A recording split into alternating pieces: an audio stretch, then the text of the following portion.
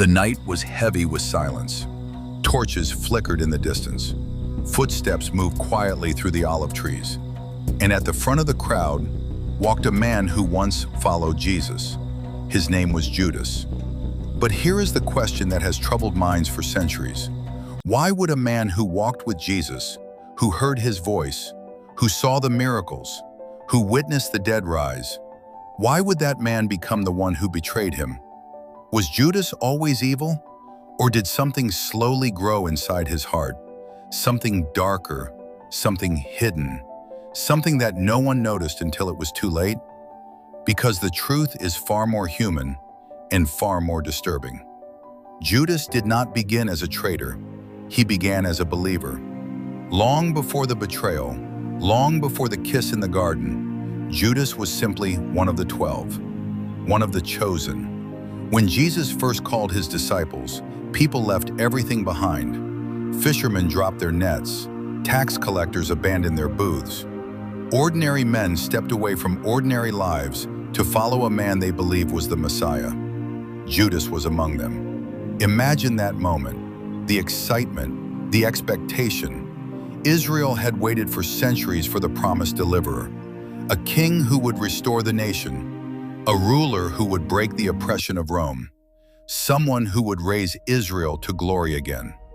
Many believed Jesus was that king, including Judas. For 3 years, Judas traveled with him.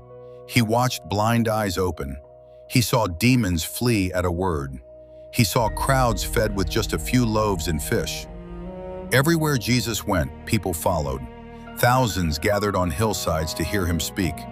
The atmosphere around Jesus felt electric, as if something world-changing was about to happen. And Judas was right there in the middle of it.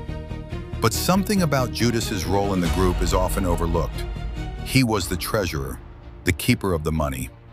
Whenever people donated to the ministry, whenever the disciples needed supplies, Judas handled the funds. At first, that might not seem important, but money has a strange power over the human heart. It reveals things, quietly, slowly, almost invisibly. The Gospel of John later revealed something many people never noticed during those 3 years. Judas used to steal from the money bag. Not openly, not boldly, quietly.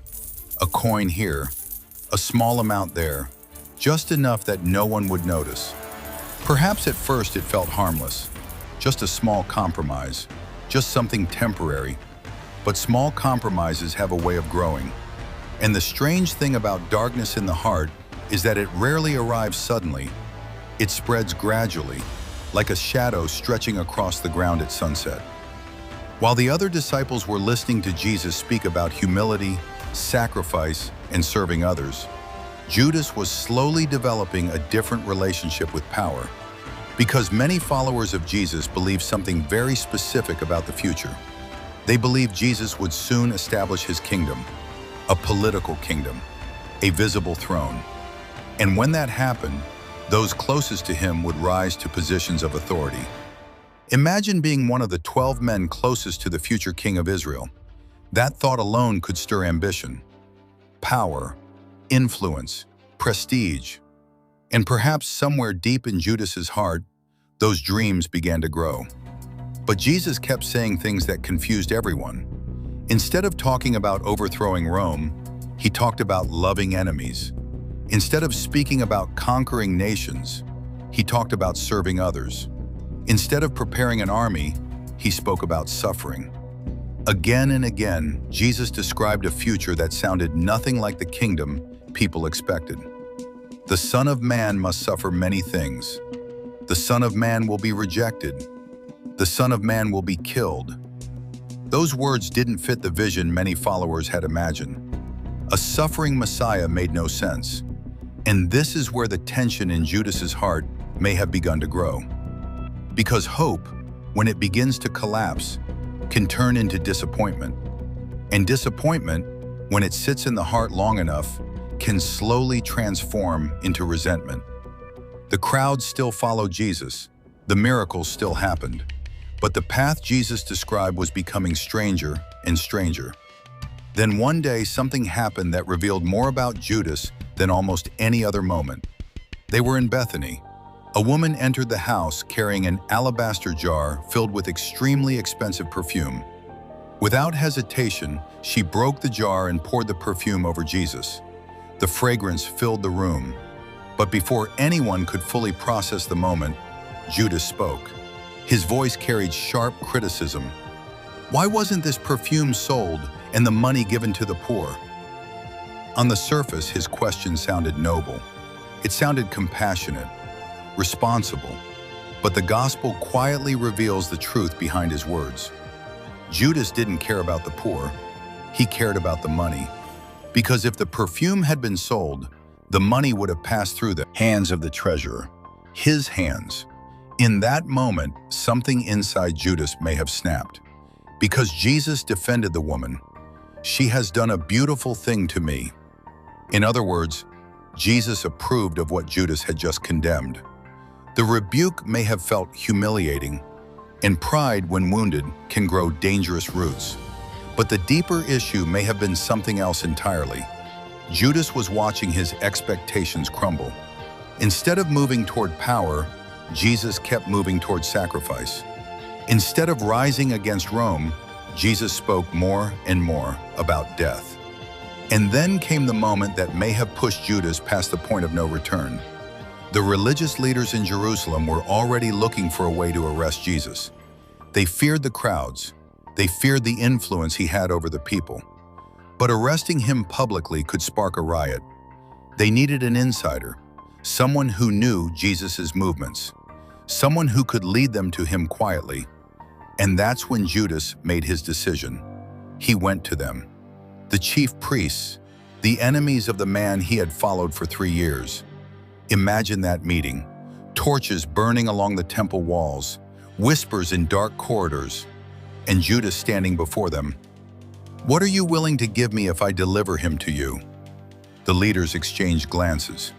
Then they counted out the price, 30 pieces of silver. It wasn't a fortune. In fact, it was the price traditionally associated with a slave. That amount alone reveals something unsettling. Judas may not have betrayed Jesus purely for wealth. 30 coins were not enough to justify betraying someone who had transformed countless lives. Something deeper was happening inside his heart. Some scholars believe Judas thought he could force Jesus to reveal his power. If Jesus was truly the Messiah, perhaps arrest would push him to finally overthrow his enemies. Maybe Judas believed he was triggering the moment when Jesus would rise as king. Or perhaps the disappointment had simply grown too large. The dream had died, and Judas wanted something in return for the years he had invested. Whatever the reason, the agreement was made. From that moment on, Judas began looking for the perfect opportunity, and the opportunity arrived during the most sacred meal of the Jewish year, the Passover.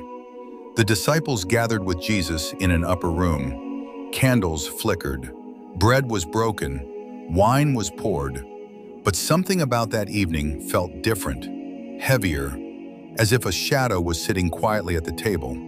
Jesus looked around at the 12 men he had chosen, men who had walked dusty roads with him for years, men who had witnessed wonders beyond imagination. Then he spoke words that stopped the room cold. "One of you will betray me." Shock spread across the table. The disciples looked at one another in disbelief. One by one, they asked the question, "Is it I?" Think about that moment carefully. None of them immediately pointed at Judas. None of them suspected him, which means Judas had hidden his inner struggle extremely well. Outwardly, he still looked like a disciple, still spoke like a disciple, still walked beside Jesus like everyone else. Sometimes the greatest battles in the human heart remain invisible to everyone around us, even those closest to us. But Jesus knew. He always knew. The Gospel of John describes something haunting. As the meal continued, Jesus handed Judas a piece of bread. Then a chilling line appears in the text. Satan entered into him. That moment marked a turning point. Whatever struggle Judas had been wrestling with internally, the door had now fully opened. And once darkness finds full entrance into a heart, the consequences can unfold quickly. Jesus looked at him and said quietly, "What you are about to do quickly." Judas stood up, and the scripture adds a simple but powerful detail. It was night, not just outside, inside as well. The disciples didn't fully understand why Judas had left. Some assumed he was going to buy supplies for the feast. Others thought he was giving money to the poor. No one imagined he was heading into the darkness to deliver Jesus to his enemies. Later that night, Jesus went to a place he often visited with his disciples, a quiet garden called Gethsemane. The olive trees stood still under the moonlight. Jesus prayed. The weight of what was coming pressed heavily upon him. And then, the sound of approaching footsteps broke the silence. Torches, soldiers, temple guards, and at the front of them, Judas. The man who once followed Jesus across Galilee now stood leading the crowd that came to arrest him. But there was one final detail that makes the moment almost unbearable. Judas had arranged a signal. The man he kissed would be the one they should arrest. In ancient culture, a kiss was a sign of deep respect, affection, loyalty, and Judas chose that symbol as the mark of betrayal. He stepped forward through the crowd. The torchlight flickered across his face. He approached Jesus slowly. "Rabbi," then he kissed him. In that moment, the betrayal was complete. The soldiers moved in. The disciples panicked. Everything unfolded exactly as Jesus had predicted. But something unexpected happened next. Because when Judas saw that Jesus was condemned, reality finally crashed in on him. Perhaps he expected Jesus to escape. Perhaps he thought things would unfold differently. But now Jesus stood bound, sentenced, led away to be executed. The weight of what Judas had done suddenly became unbearable. He rushed back to the temple leaders, the same men he had conspired with just hours earlier. His voice shook with desperation. "I have sinned, for I have betrayed innocent blood." But the leaders had no interest in his regret. "What is that to us?" they replied coldly. "That's your responsibility." In that moment, Judas realized something devastating. The people he thought would reward him didn't care about him at all.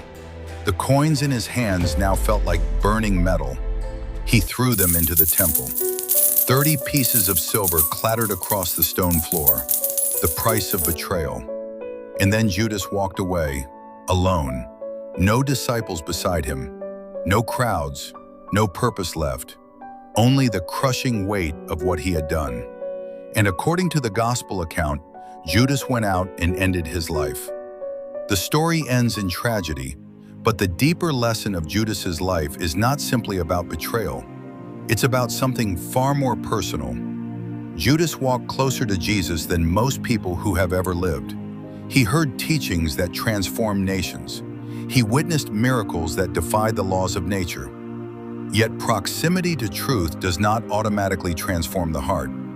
A person can stand near the light and still choose darkness. The seeds of betrayal rarely appear overnight.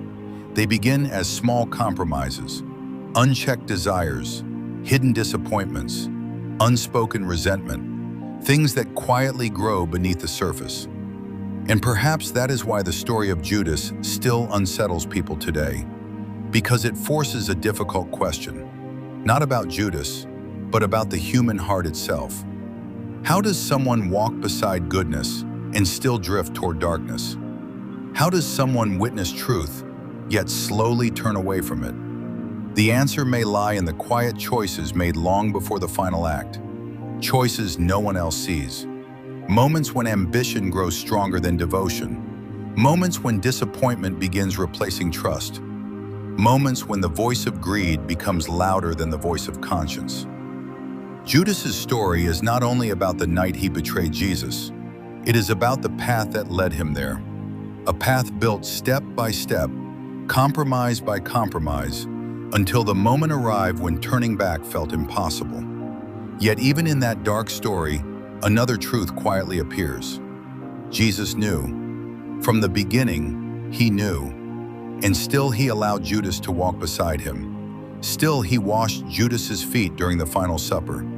Still he shared bread with him, even knowing the betrayal that was coming. That detail reveals something extraordinary about the heart of Jesus. Grace was offered, even to the betrayer. Opportunity for repentance existed until the very end. But Judas could not believe forgiveness was still possible. And sometimes the greatest tragedy is not the mistake itself, but believing that redemption is no longer available. The story of Judas echoes through history as a warning and as a mirror, because somewhere in every human life, there are moments where choices shape the direction of the heart, moments where disappointment whispers dangerous thoughts, moments where temptation promises quick reward, moments where loyalty is tested. And the story quietly asks every listener the same question. Not about Judas, but about themselves. What happens when the battle for the heart begins? Which voice will win? The voice of darkness, or the voice that still calls people back, even after failure? That question remains open for every generation. And perhaps that is why the story of Judas continues to be told. Not simply as a story of betrayal, but as a story about the fragile line between devotion and falling away.